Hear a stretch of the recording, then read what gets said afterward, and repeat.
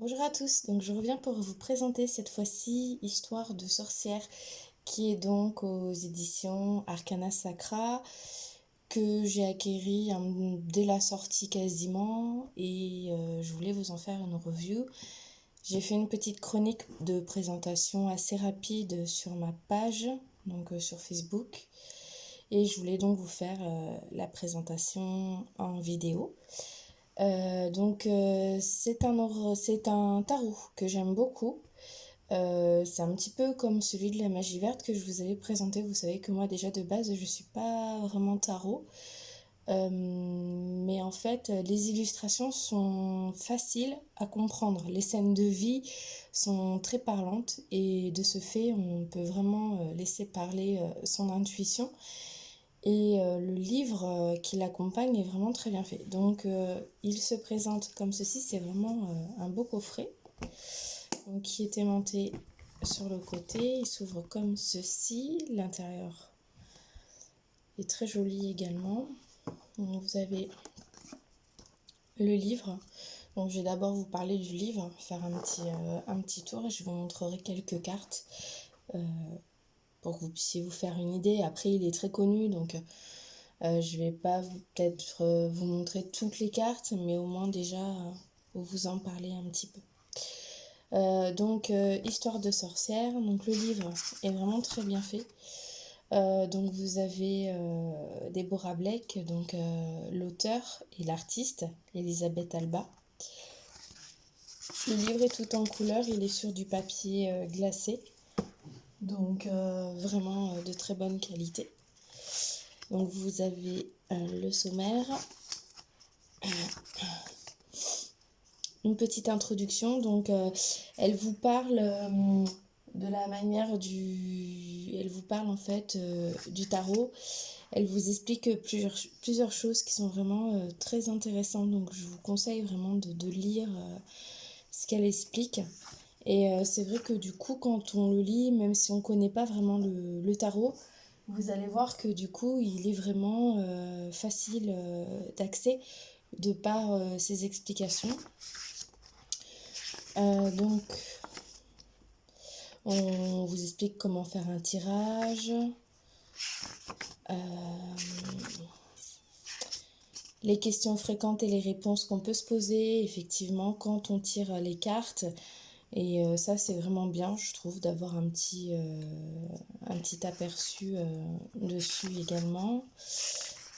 Il y a vraiment, enfin, ce livre, il est vraiment complet, je trouve, quand même si on est débutant et qu'on ne connaît pas vraiment le tarot, il est vraiment très bien parce que il y a plein de choses qui sont expliquées.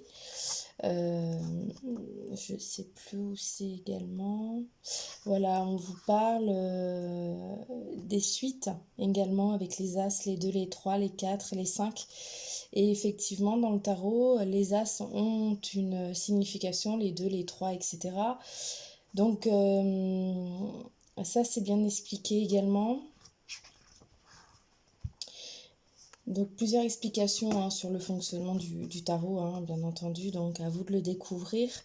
Et ensuite, donc, vous avez une belle illustration comme ceci. Donc, vraiment, la carte est très bien représentée, ce qui vous permet peut-être aussi de voir les détails. Et vous avez donc après une petite phrase qui accroche. Et ici, vous avez en fait également des mots-clés, si vous voulez. Voilà, là, il y a écrit accueillez l'inconnu, qui correspond en fait à la carte.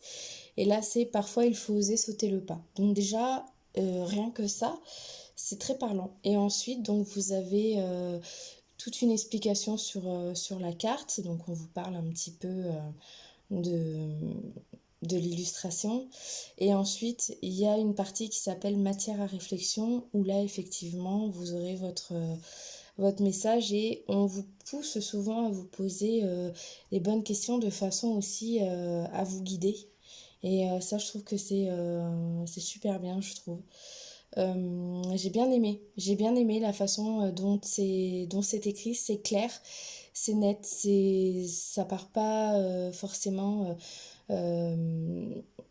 Parce que parfois, je veux dire, quand on a certains livres, c'est un peu complexe. Parfois, ça parle trop, ça va trop dans la spiritualité. Là, c'est pas du tout le cas. C'est très facile à comprendre et ça, j'aime beaucoup. Voilà, pourquoi faire compliqué quand on peut faire simple. Et là, c'est le cas, c'est simple, c'est rigolo, ça a une petite touche d'humour, voilà, j'aime beaucoup. Donc on retrouve toutes les cartes comme ceci. Vous avez de temps en temps une page qui est incorporée pour noter. Bon, moi je le ferai pas dans le livre parce que le livre est tellement joli que je trouverais dommage de l'abîmer en écrivant dedans, mais c'est bien d'y avoir pensé à rajouter des pages de notes, bien sûr. Donc vous avez les arcanes majeures, les arcanes mineurs, donc ils sont faits exactement, toujours pareil, le petit texte, matière à réflexion qui est fait exactement de la même façon.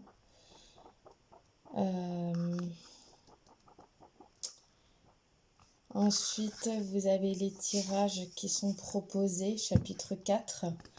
Donc vous avez le tirage à une carte. Vous avez le tirage à 3 cartes, la croix celtique. Vous avez la croix celtique qui est proposée par Déborah. C'est un petit dérivé, une autre version. Et vous avez une petite conclusion. Et voilà pour le livre. Donc le livre est assez conséquent, hein, comme vous pouvez voir, c'est plus qu'un livret, hein, c'est vraiment un livre. Vous avez quand même 218 pages, donc de quoi faire vraiment. Donc voilà pour le livre. Donc après à l'intérieur, donc dans la boîte, vous avez un petit ruban qui vous permet d'accueillir votre boîte. Donc si vous avez envie de le transporter, que vous voulez pas prendre le coffret, vous avez donc la boîte qui est peut-être plus facile, qui est de très bonne qualité, hein, qui est dure, qui protège bien les cartes.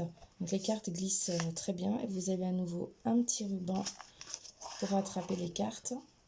L'intérieur de la boîte est comme ceci, je ne vous ai pas montré. Voilà. Donc vous aviez Il était une fois. Donc elles sont pas dans l'ordre, hein, pour mes cartes. Au niveau du dos, elles sont comme ceci. Donc c'est du coup parce que pour le tarot, il y a des personnes qui les tirent à l'envers. Donc l'auteur, elle ne le fait pas à l'envers. Moi, je ne l'ai jamais fait à l'envers non plus. Je ne suis pas forcément à l'aise. Dans le livre, il n'y a pas d'indication pour les cartes de toute façon à l'envers. Mais si vous avez envie et l'habitude de procéder ainsi avec les tarots, vous pouvez tout à fait effectuer des tirages à l'endroit, à l'envers. En tout cas, le dos s'y prête bien. Et au niveau des cartes, voilà, donc là, c'est les amoureux.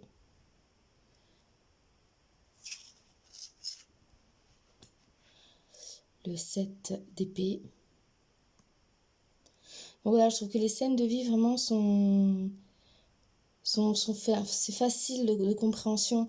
Là, on se dit, est-ce qu'elle vient, en fait, finalement, est-ce que c'est quelqu'un qui va voler les épées ou est-ce qu'elle vient les rapporter en douce? Vous voyez, voilà, ça suggère aussi à se poser plusieurs questions. Et c'est vrai que du coup, ça fait un petit peu travailler son intuition. Puis bah, du coup, ça va aussi vous parler à la situation. Si vous avez posé une question, ça va vous parler bien évidemment. Donc là, vous avez l'as de coupe,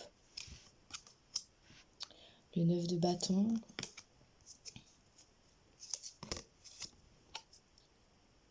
la tempérance, 10 de bâton. Donc voilà, on voit que c'est difficile, hein, il est chargé, c'est dur. Enfin, je dis rien que l'image est parlante, même quand on ne connaît pas le tarot, en fait. Hein. De laisser parler son intuition, c'est vraiment facile avec ce type de carte. C'est ce que j'aime, en fait, dans les tarots. Pour moi, il ne faut pas que ce soit trop compliqué, sinon Sinon, je n'adhère pas.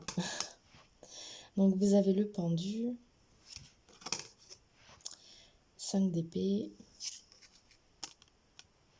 9 d'épée, qui est très bien représenté aussi. On voit que il y a la tristesse qui est là, que c'est difficile. Mais ici, on voit qu'effectivement, la lumière n'est pas si loin. Donc, on peut se dire que c'est une mauvaise passe à traverser. Et que quoi qu'il arrive, ben, demain sera un autre jour. Donc, même si actuellement, la situation peut être difficile et compliquée, que ça peut nous tourmenter ou nous angoisser, on voit même le petit chat là qui vient consoler. Je trouve que c'est mignon. Et effectivement, là, bah, voilà, on voit que le soleil est là bientôt derrière et qu'il est en train de se lever. Donc, effectivement, qu'on verra beaucoup plus clair dans la situation, même si actuellement, ça paraît difficile.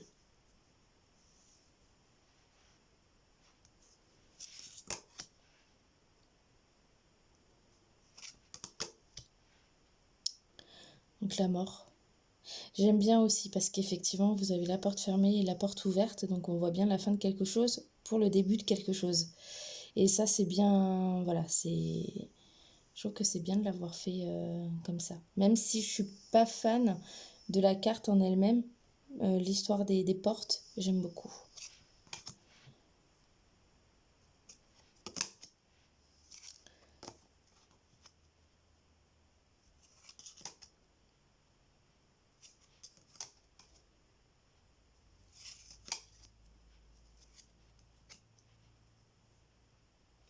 Je suis désolée, je vois qu'il y a un petit contre-jour. J'espère que ça n'apparaîtra pas trop sur la vidéo.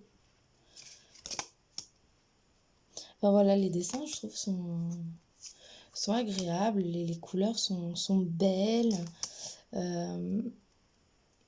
J'aime beaucoup.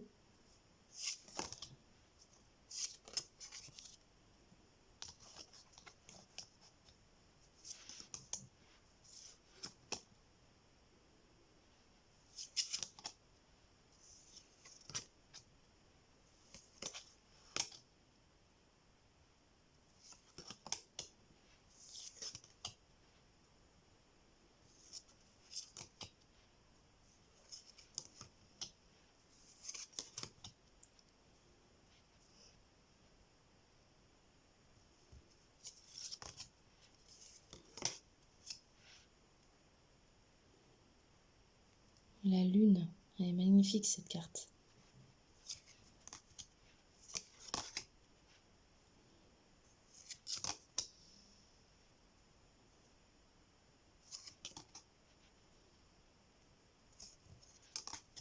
C'est moderne et en même temps on a des scènes un petit peu plus vintage.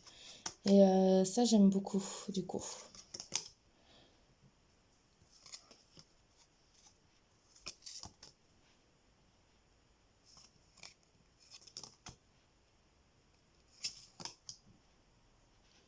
La force, elle est belle aussi.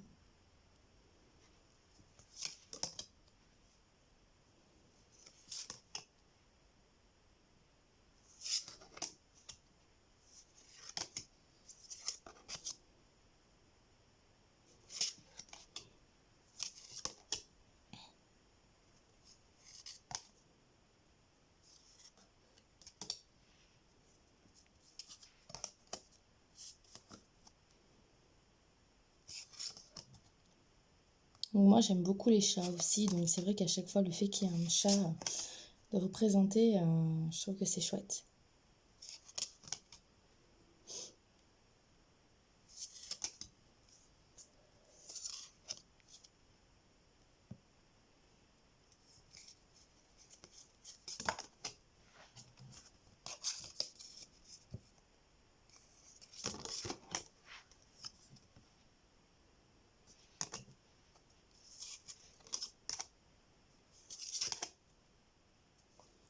Voilà, du coup je vous aurais montré toutes les cartes.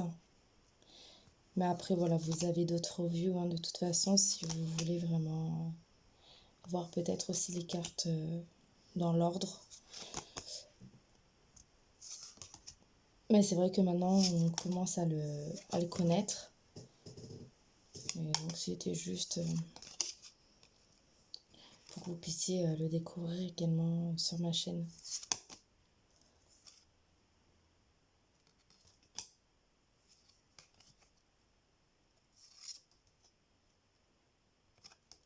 Et voilà pour la présentation, donc Histoire de sorcière.